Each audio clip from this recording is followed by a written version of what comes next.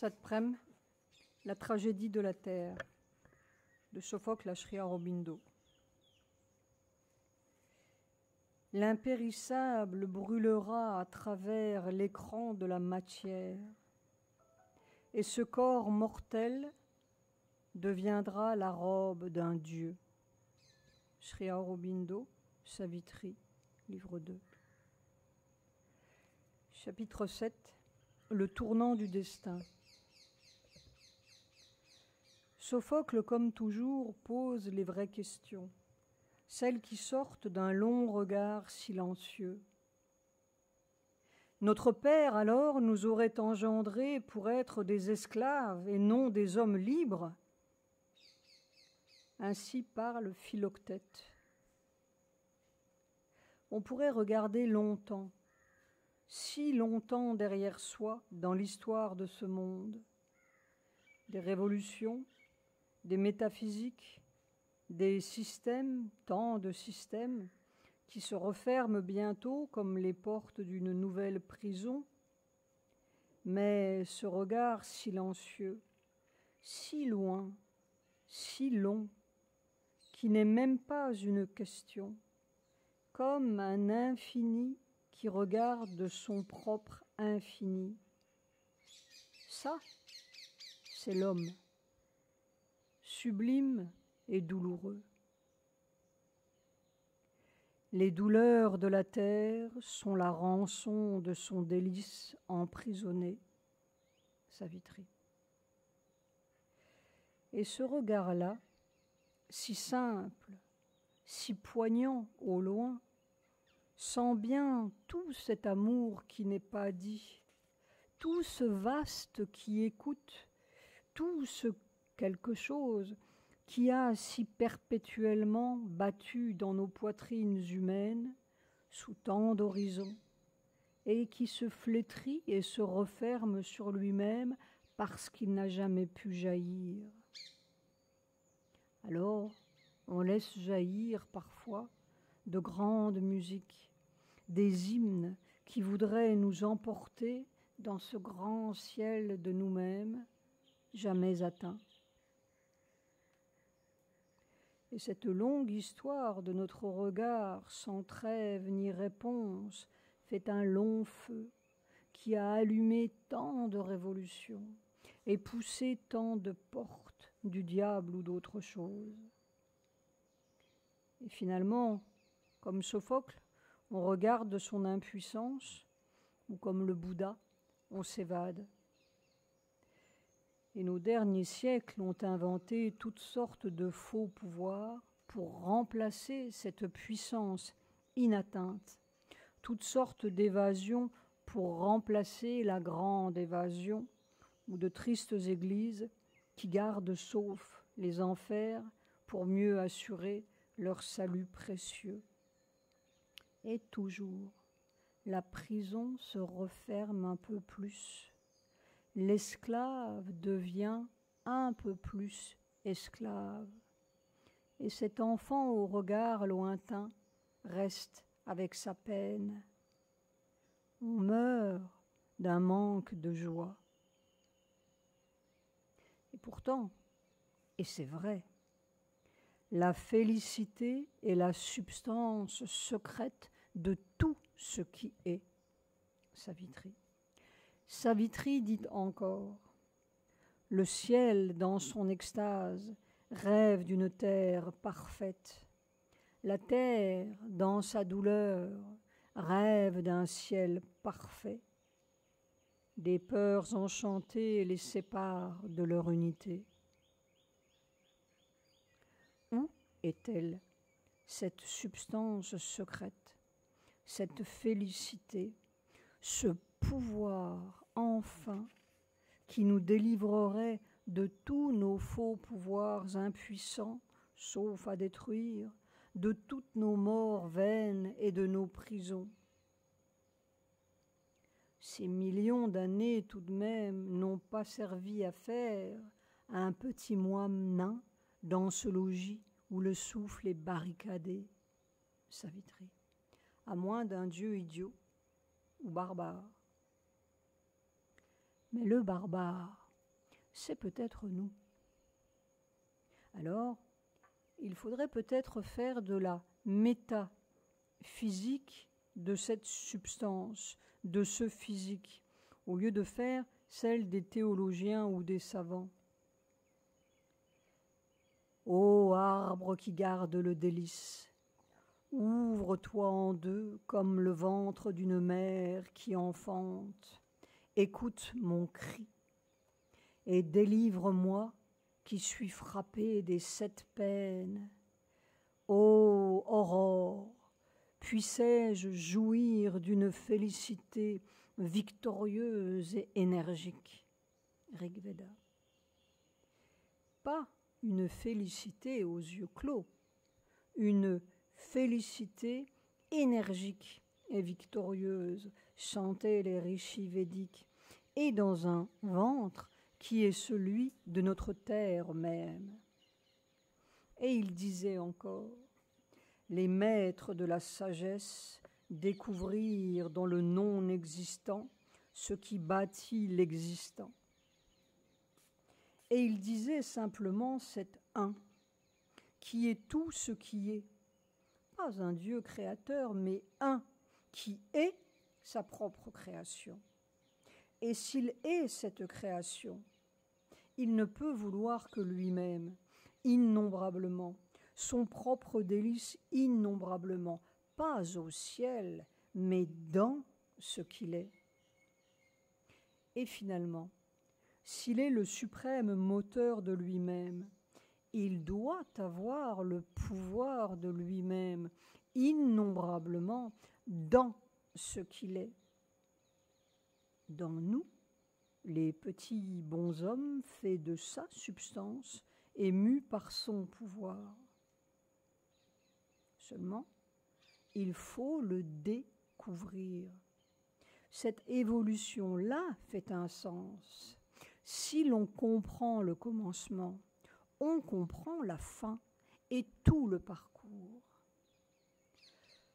Le sans-corps, le sans-nom qui vit naître Dieu et qui tente d'obtenir du mental et de l'âme des mortels un corps qui ne meurt pas et un nom divin, Savitri. Alors, où est l'esclave là-dedans? Et où l'impuissance? Et où est le ciel? Et où est le manque de joie?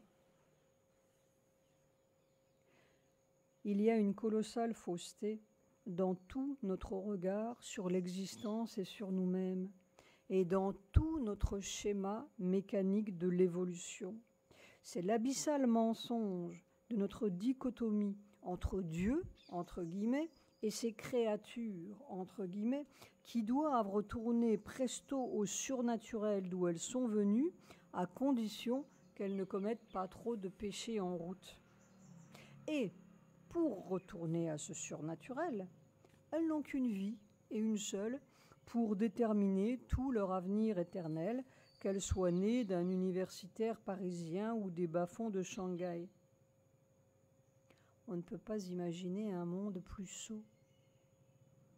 Alors, on comprend parfaitement tous les déraillements de notre monde actuel. Il fallait absolument qu'il déraille de cette colossale sottise. Notre prochaine matière. Notre prochaine matière. Ici, nous ne tentons pas d'énoncer une théorie. Quand un homme sort d'un camp de concentration nazi, il ne fait pas la théorie de la liberté.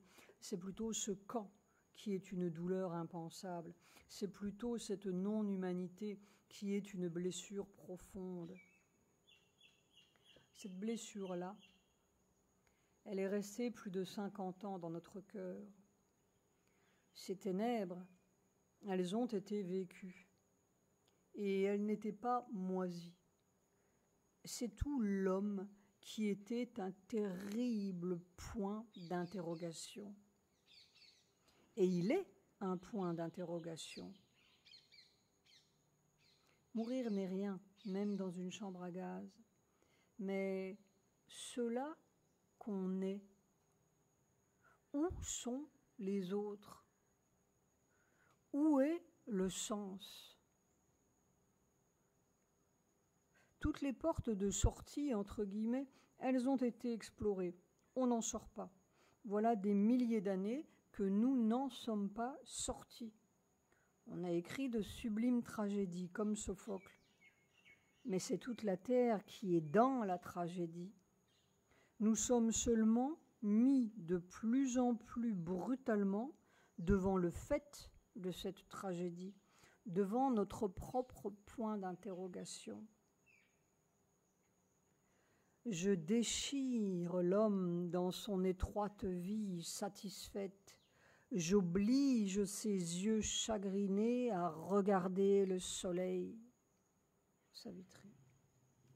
Dit Durga, la formidable mère de l'Inde, qui est comme l'Athènes des Grecs en plus vaste. On n'en sort pas parce que la sortie, entre guillemets, est à chercher dans cette matière même, dans ce corps même bafoué et misérable et mortel. Une vraie sortie pour l'espèce homme, qui est de moins en moins humaine parce qu'elle n'est pas ce qu'elle est, ni bête ni Dieu. Dans ce camp, derrière d'innombrables barbelés chatoyants et hypnotiques ou terrifiants. Une espèce en transition qui ne connaît pas les moyens de sa transition. Et les gardiens du camp l'empêchent par tous les moyens de trouver sa clé. Alors nous n'avons pas de théorie à faire, ce serait trop affreux. Mais nous pouvons dire ce qu'un mort a touché, ce qu'un spécimen concentrationnaire a respiré, les ressorts humains qu'il a découverts ou découverts dans ce corps de matière comme toutes les autres matières. Et nous n'avons personne à convertir, entre guillemets, à une idée. L'idée, elle est dans la matière même. Et si nous ne la trouvons pas, c'est seulement notre tragédie. Mais c'est notre désastre une fois de plus. Pour laisser à une autre, interminable évolution, le soin de trouver ce que nous n'avons pas trouvé. Car il faut que ce soit trouvé, enfin. Dans un passage de Savitri qui fait écho ou répond au triste cœur d'Oedipe roi, « Pauvres générations humaines, je ne vois en vous qu'un néant », Sri Aurobindo dit ceci. Ici, même les plus hauts enchantements que le temps peut offrir sont une mimique des béatitudes inatteintes. Un bonheur blessé qui ne peut pas vivre, une courte félicité de la pensée ou des sens, jetée par le pouvoir cosmique à son esclave de corps, ou un simulacre de délices forcées dans les sérails de l'ignorance. L'inconséquence poursuit tous nos efforts et le chaos attend chaque cosmos enfanté. Dans chaque succès guette une semence d'échec.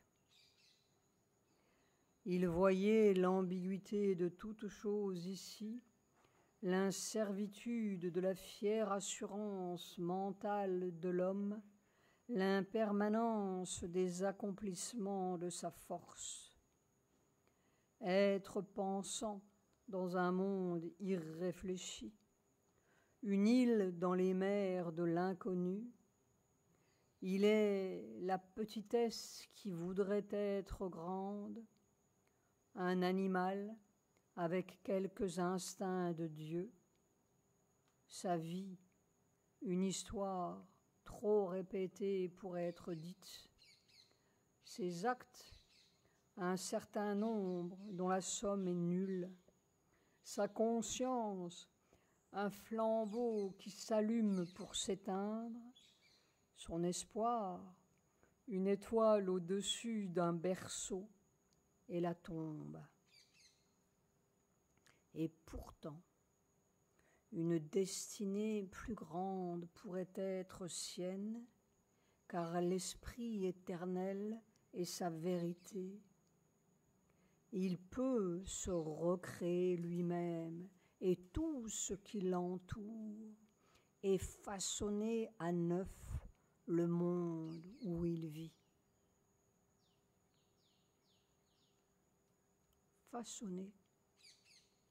Cela veut dire pétrir cette matière comme le potier de nos propres mains, ou en tout cas avec notre consentement et dans notre propre corps. Mais non pas comme les autres espèces sous l'effet d'un pétrissage mécanique et inconscient ou d'une calamité. Nous sommes notre propre calamité, avec notre propre collaboration consciente et sous l'effet de cette énergie de vie divine, et pour recréer cette espèce de mort que nous sommes dans un air de plus en plus asphyxiant. C'est ce fait que nous tentons de dire. C'est cette matière qui est notre point d'interrogation et notre champ de travail.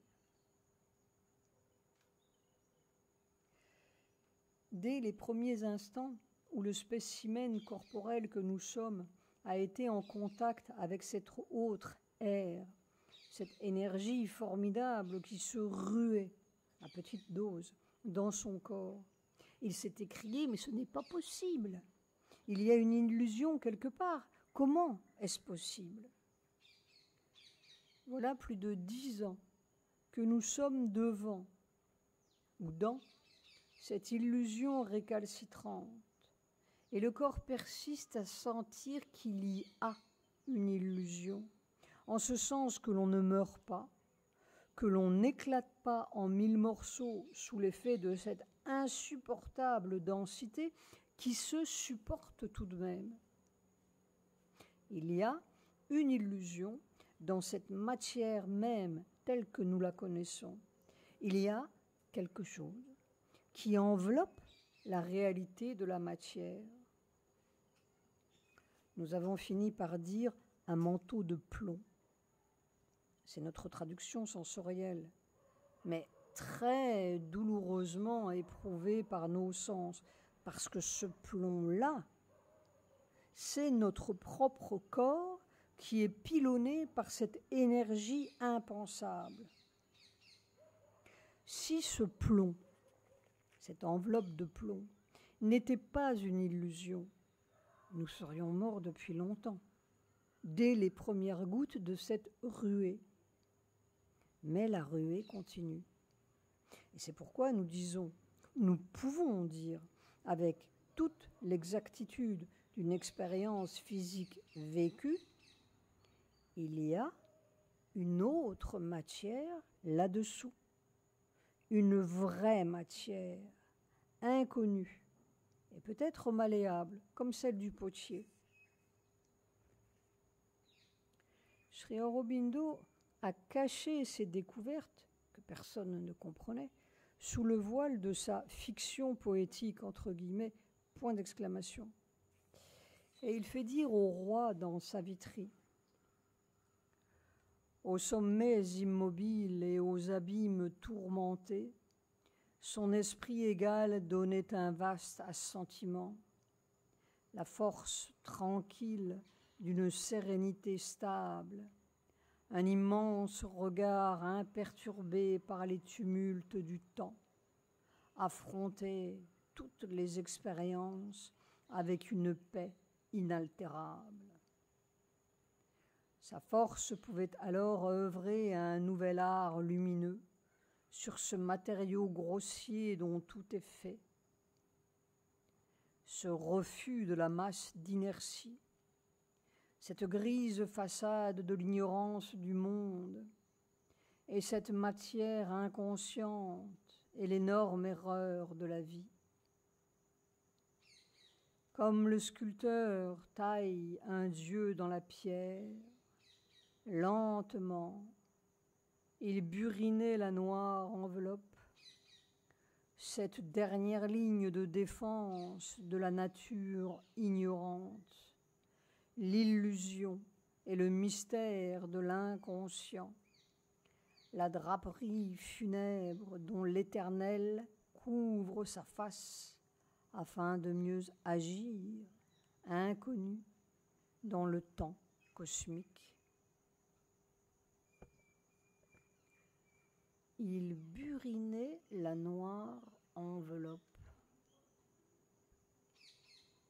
C'est cela même qui est pilonné jour après jour dans ce corps et sans aucun doute dans tout le corps de la Terre, par cette formidable énergie qui est un nouveau principe terrestre. Et Sri Aurobindo dit bien le mystère et l'illusion. Ce que ce corps humain sait et vit, c'est qu'il y a une illusion et que là-dessous, il y a une vraie matière, notre prochaine matière. Sri Aurobindo aussi parlait d'un nouveau principe de matière. C'est l'opération en cours et c'est toute la Terre qui est dans l'opération, c'est son chaos et son mystère. Le mystère de ces millions d'années pour lesquelles elle a vécu et peiné. Cette fois-ci, sortirons-nous de notre camp de concentration.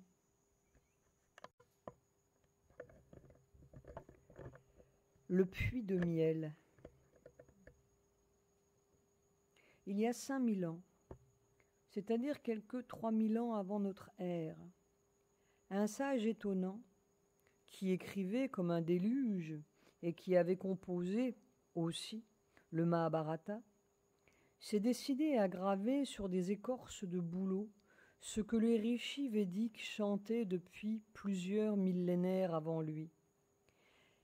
Il s'appelait Vyasa, un fils illégitime, mais certainement légitime des dieux de l'inspiration. Incidemment, les Grecs avaient appelé Mnémosyne la mère des muses, la mémoire, cette prodigieuse mémoire de l'âme qui se souvient de tout, même de l'avenir. Encore l'une de nos explorations manquantes. Ce sont les premiers textes écrits de ces chantres qui écoutaient le grand rythme des mondes et disaient comme un charme ce qui palpitait partout, ce qui chantait partout, dans les bêtes comme dans les pierres, comme dans les cieux. Cette grande mémoire du monde qui se déroule et va vers son but déjà là. Ces hymnes rythmaient leur découverte de cette vie immense qui cachait tant de merveilles. Ils se répétaient comme une incantation pour prendre au piège, si l'on peut dire, ou humaniser, matérialiser à notre manière humaine ces grandes forces créatrices, ces pouvoirs qui façonnent nos propres pouvoirs. C'était une grande marche de découvertes et de conquêtes de ce que nous sommes. Les mots n'étaient pas encore la prison qu'ils sont devenus, desséchés et fossilisés dans un dictionnaire. Ils avaient un pouvoir créateur dans notre matière et sur notre propre matière. Et c'est peut-être la prochaine musique de notre espèce lorsqu'elle aura retrouvé ses propres pouvoirs. Ô divine musique! Sri Aurobindo avait beaucoup entendu vibrer ces hymnes où il retrouvait ce que vivait son corps, ce que vivront peut-être nos prochains corps délivrés de leur esclavage, et il disait dans son secret du Veda: pour les rishis védiques, le mot est encore une chose vivante, douée de pouvoir, une chose créatrice, formatrice. Ce n'est pas encore un symbole conventionnel pour une idée, mais le parent et le formeur des idées. Au premier stade du langage, le mot est une force, même plus vivante que son idée. Le son détermine le sens. Au dernier stade, les positions se sont renversées. L'idée devient suprêmement importante et le son secondaire. C'était encore un âge du verbe créateur, d'une musique créatrice de ses propres formes, un son qui pétrit la matière. La musique qui naît dans les silences de la matière faisait jaillir des abîmes nus de l'ineffable, le sens qu'ils avaient gardé mais ne pouvaient pas dire. Savitri. Ainsi les mots et les images se répètent-ils dans les Védas comme une incantation qui nous est malheureusement fermée, mais qui laisse un sens, une idée à notre mesure rétrécie, si l'on est capable de sauter par-dessus quelques murs intellectuels.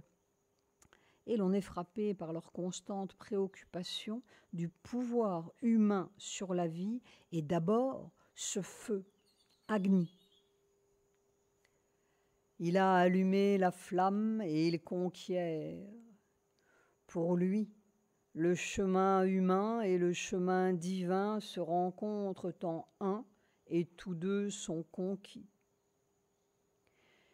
Tel un Dieu établi au-dedans, immortel dans les mortels, en possession de la vérité, il est l'énergie qui fait grandir nos pouvoirs divins.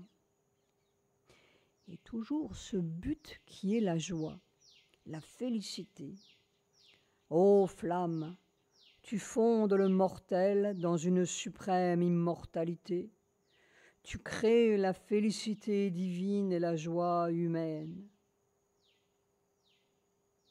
Les rishis disaient même, il voyage par la masse de sa force.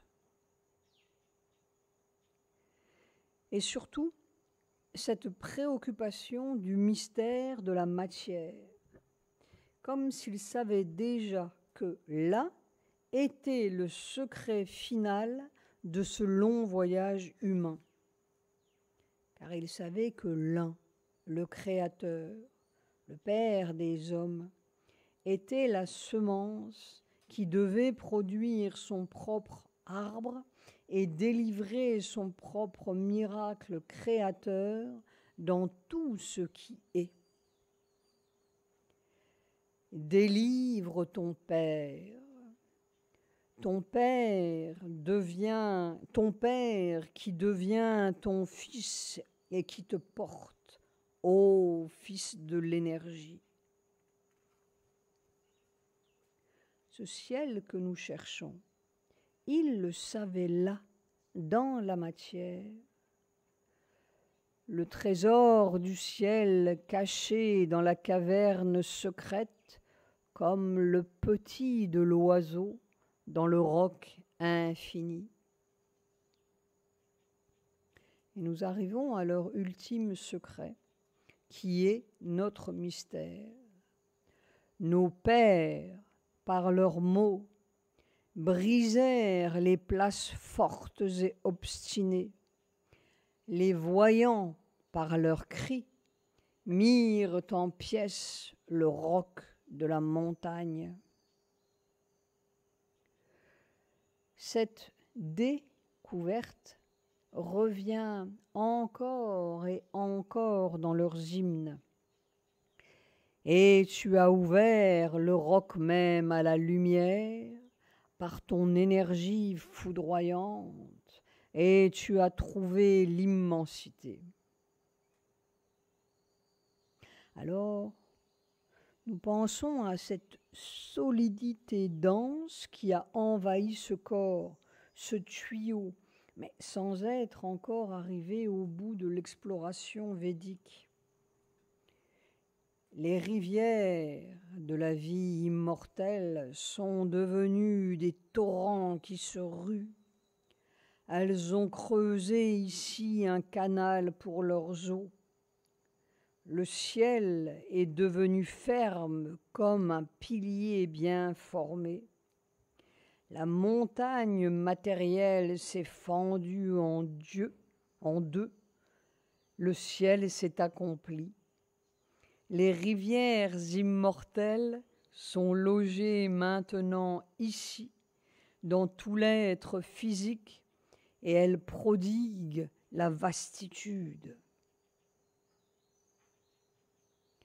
Puis, ce soleil mystérieux, là, peut-être sous notre manteau de plomb, ils trouvèrent cette vérité, le soleil même qui demeure dans les ténèbres. Et toujours ce but de joie, ce nectar immortalisant. Ô vous, Dieu de la vie, vous nourrissez une félicité pleine d'énergie désirable. Ô vous, qui instantanément faites croître notre être, je vous demande cette substance par laquelle nous bâtirons, comme le monde de lumière dans les dieux, ce puits de miel couvert par le roc.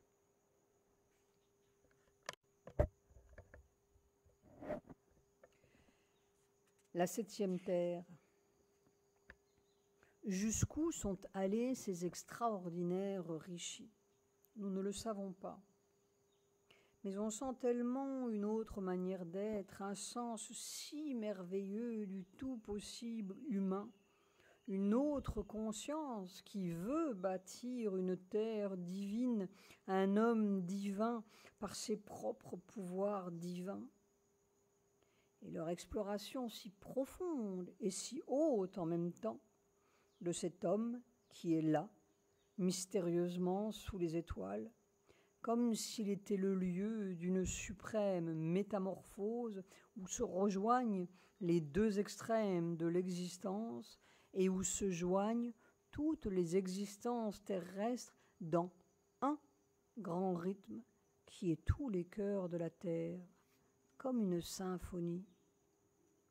Alors, ton humanité deviendra comme le mouvement de ces dieux, comme si, visiblement, les cieux de lumière étaient fondés en toi.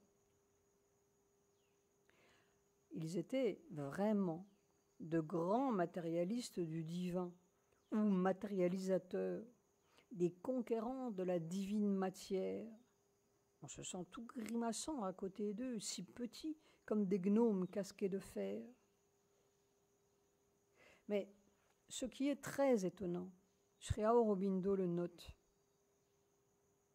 l'invariable formation de la pensée védique, jointe à sa profondeur, à sa richesse et à sa subtilité, donne lieu à d'intéressantes spéculations. Une telle forme et une telle substance invariable n'auraient guère été possibles au premier début de la pensée et de l'expérience psychologique, ni même dans leur premier progrès et leur premier développement. On peut donc supposer que les hymnes qui nous restent maintenant représentent la fin et non le commencement d'une période.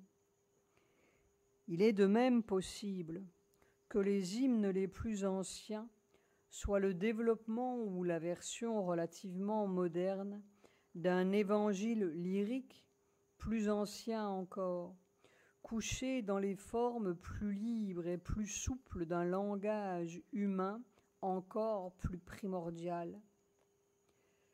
constamment. Le Veda lui-même parle de rishis anciens et de rishis modernes, Purvaha et Nutana. Ces anciens étant assez lointains pour être considérés comme des sortes de demi-dieux, les premiers fondateurs de la connaissance.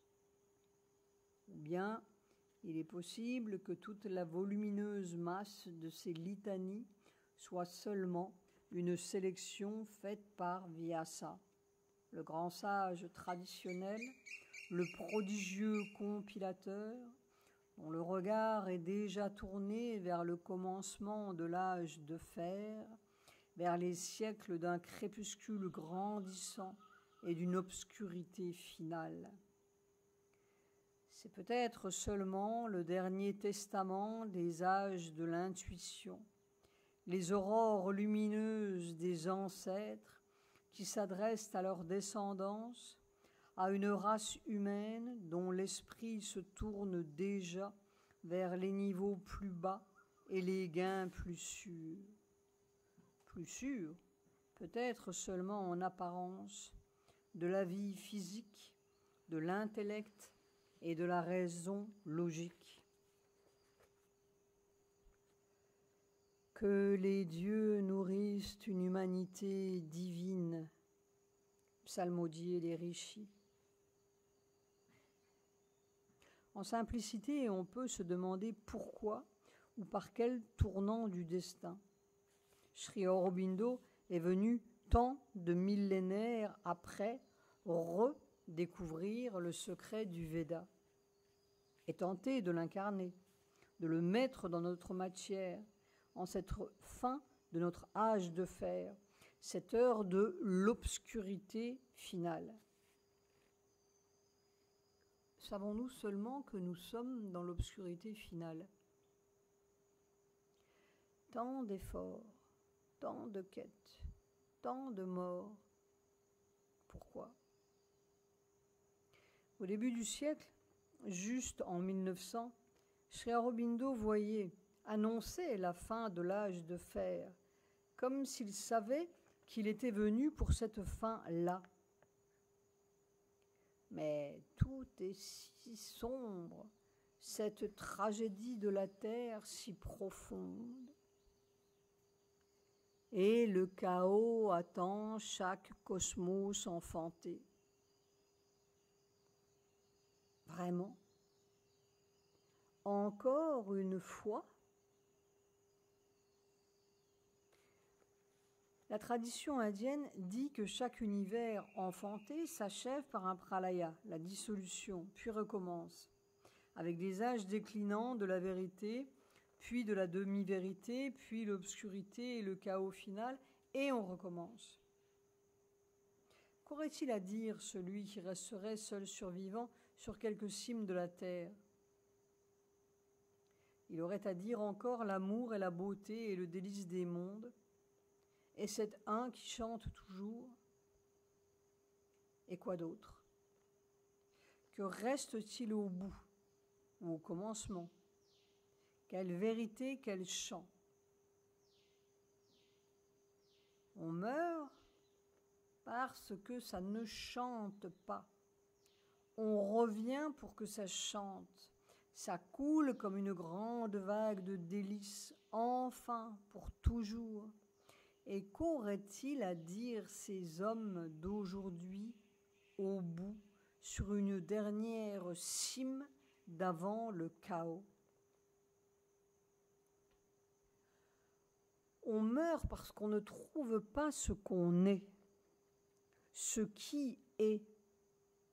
Et comment ce qui est serait-il destructible ou malheureux?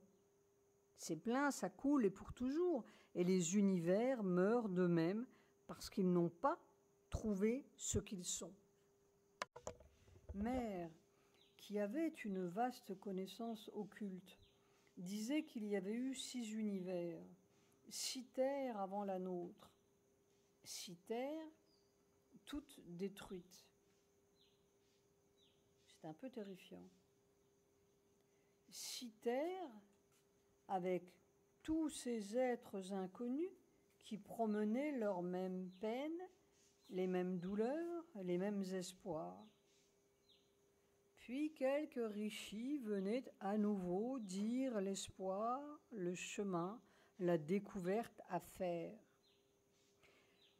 Mère disait que le 7e univers, le nôtre, ne serait pas détruit. Mais il y aura quelques bouleversements. C'est toute la question. C'est sans doute pour cela que Sri Aurobindo est revenu au bout comme au commencement, comme un dernier rishi, là, sur cette crête fragile, pour dénouer enfin ce terrible sortilège. Mais on ne peut pas être tout seul à dénouer le malheur. Il faut que des hommes, quelques hommes, prennent conscience.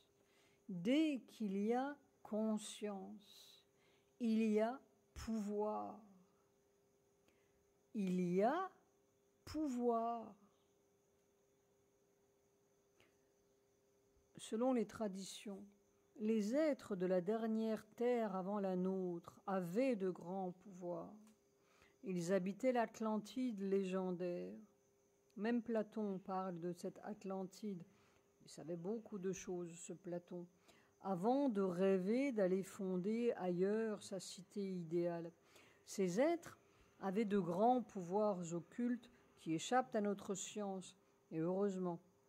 Ils savaient manipuler les ressorts secrets de la nature, ceux que nous ne connaissons pas, et heureusement.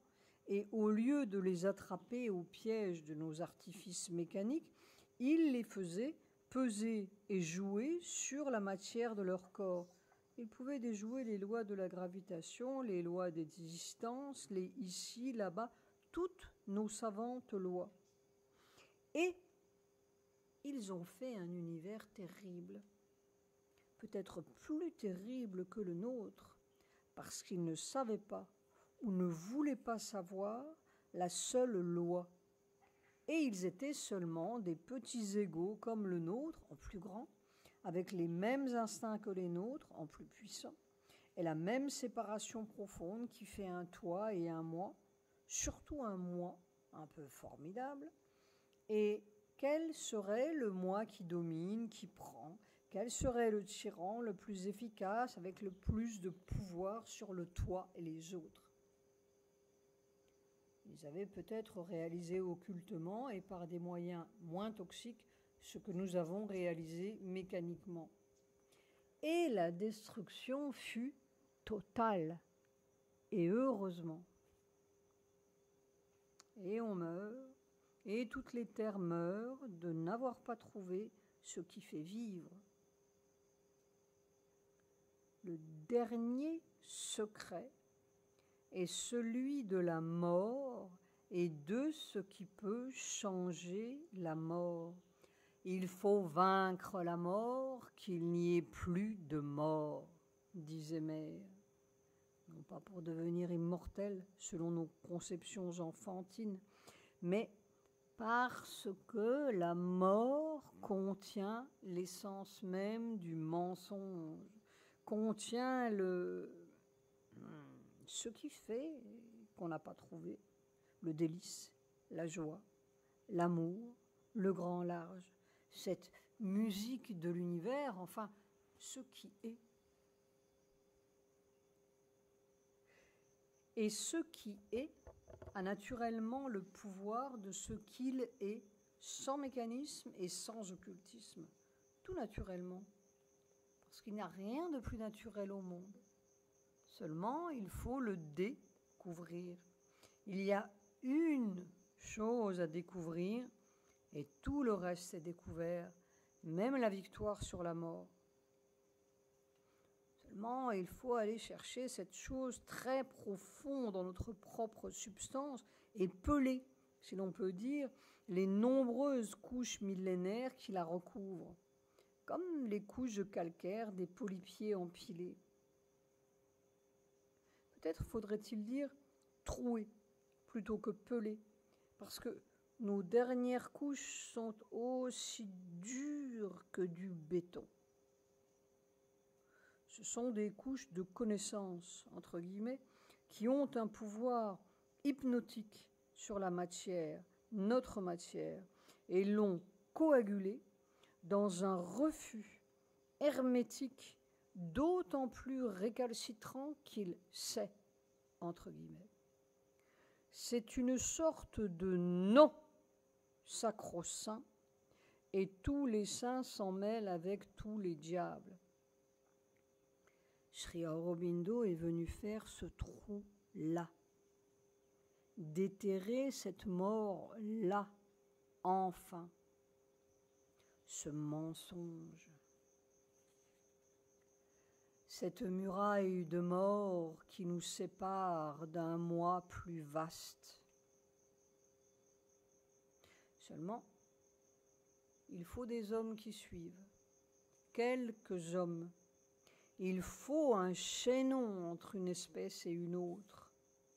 Le passage est ouvert, mais à quoi cela sert-il si nul spécimen de notre espèce n'a le courage de suivre? Il fallait bien un jour qu'un premier terrien ose sortir de son monde aquatique. Sinon, Dieu Tout-Puissant peut se manifester tout seul et glorieusement, mais à quoi sert toute cette évolution et toutes ces petites bêtes si elles ne trouvent pas le Dieu qu'elles contiennent, leurs propres moyens, leur propre pouvoir, ce qu'elles sont, enfin.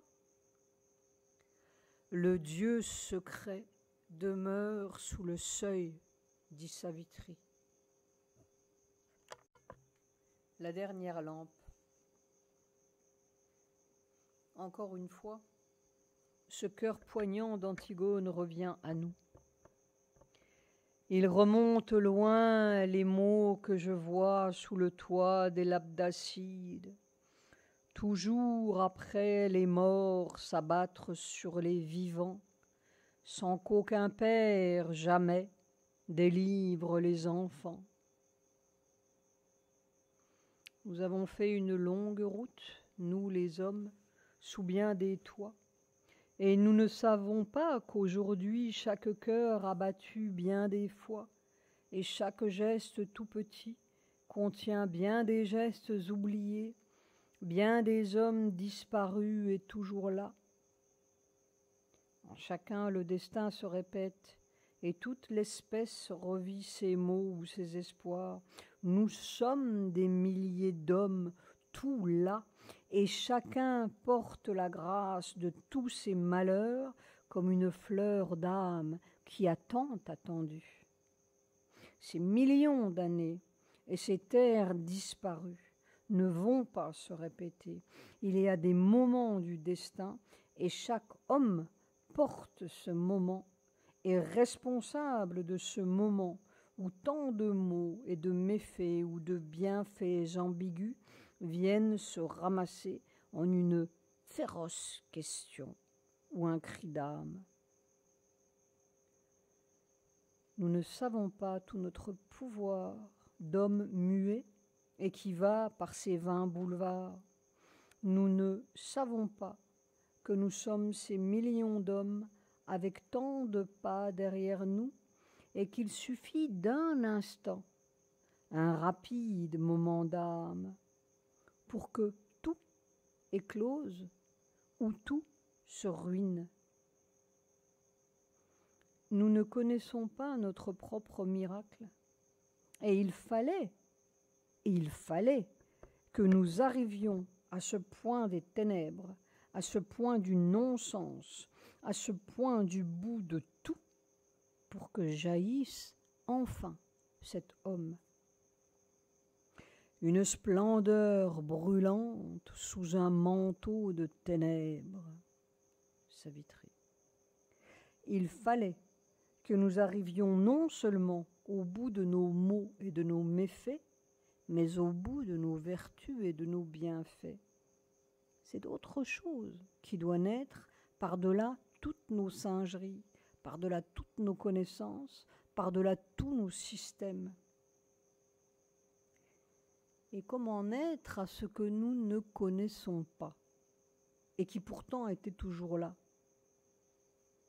Si nous avions réussi en tant qu'homme idéal, déjà nous serions emmurés dans une cage de cristal comme tant d'autres fossiles avant nous. Les obscurités de la terre sont plus sages que ces petites lumières, disait Sri Aurobindo dans l'un de ses brefs poèmes. Nous avons une trop petite idée de ce qu'est l'homme, de ce qu'il peut, des forces qu'il peut incarner pour le meilleur ou pour le pire.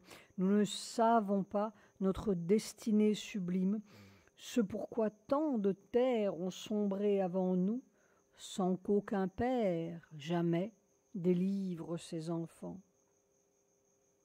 Et pourtant, il y a 10 000 ans peut-être, les sages védiques disaient à leurs descendants de notre âge, à nous, là, dans notre misérable peau, « Délivre ton père qui devient ton fils et qui te porte. » Nous avons délivré les atomes pour en faire des maléfices.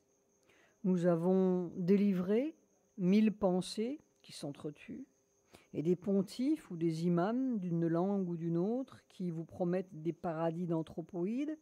Et nous sommes parfaitement esclaves de tout, comme un énorme paralytique de 100 machines pour remplacer notre propre moteur. Les hommes font la chasse à de petits succès et à de futiles maîtrises, d'où ils retombent dans l'épuisement et la faiblesse.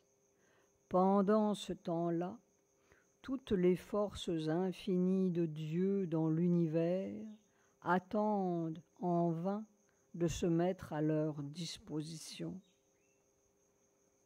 Pensée, aphorisme numéro 359.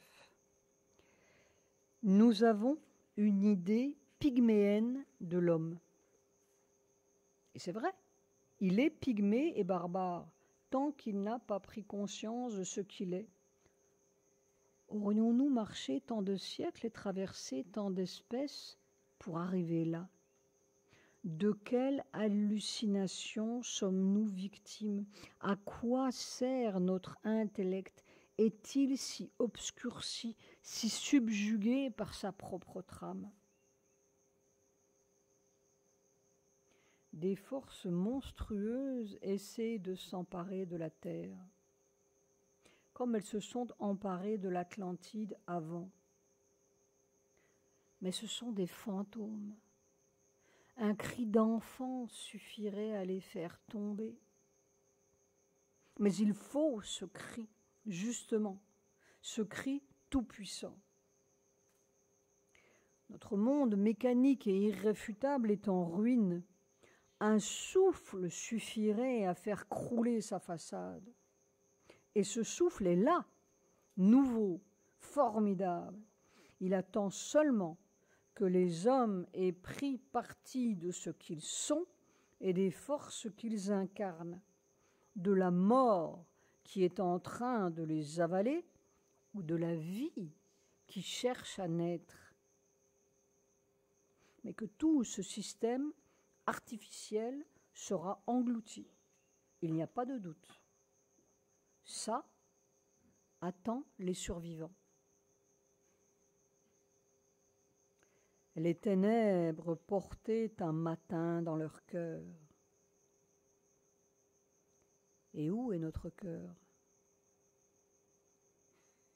Sri Aurobindo voyait bien cette dernière heure de l'homme, ce dernier crépuscule, et il disait que c'est le dernier, mais singulièrement il disait aussi, quand l'obscurité se fera profonde, étranglant la poitrine de la terre, quand le mental corporel de l'homme sera sa seule lampe, comme un voleur dans la nuit, viendront les pas cachés de l'un qui entre inaperçu dans sa maison. Savitri. Ce corps, oui, le lieu du dernier mystère, la seule lampe au milieu de cette tour de Babel nocturne. C'est le mental des cellules qui trouvera la clé, disait Mère. Ces mystérieuses cellules qui écoutent, qui communiquent partout, qui savent leur propre miracle et le tout possible merveilleux. Celles-là écoutent déjà ce souffle, veulent ce souffle, la délivrance du Dieu qu'elles contiennent, et rebâtir la terre et refaçonner notre boue à l'image de ce qu'elles sont. Déjà, il y a des millénaires, dans leur premier hymne au Marut, les forces du vent, qui est le souffle, les rishis disaient « Elles sont les énergies de l'âme, elles deviennent expertes de la conquête, parfaites dans leur force d'accomplissement par les demi-vigueurs de lumière. Elles augmentent les puissances de notre argile. D'elles-mêmes, alors, ces énergies de l'âme s'attellent et vont à la charge dans notre marche en avant, vers la lumière et la félicité. Et dans les torrents de cette inondation au large flot, elles se purifient et se vêtent de ces densités. Et ici, avec les roues de leurs chariots, elles brisent et ouvrent la montagne de la matière. Ces densités-là, elles existent.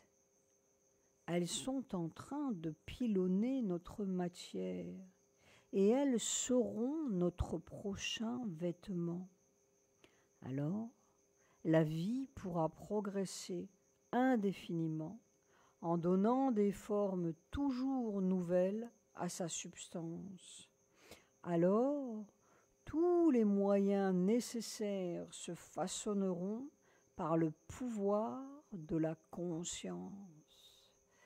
Éveille-toi et veux, disait Mère. Et ce pouvoir est celui de notre corps, cette dernière lampe allumée au milieu de nos ténèbres mentales.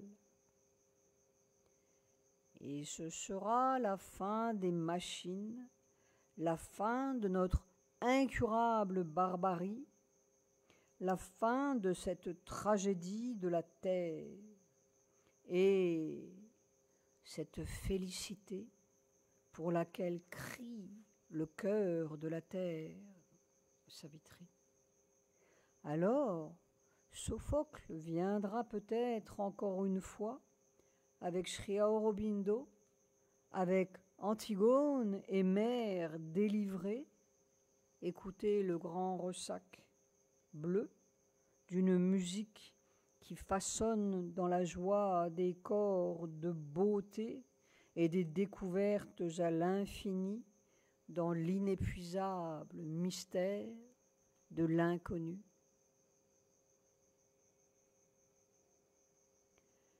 9 décembre 1994.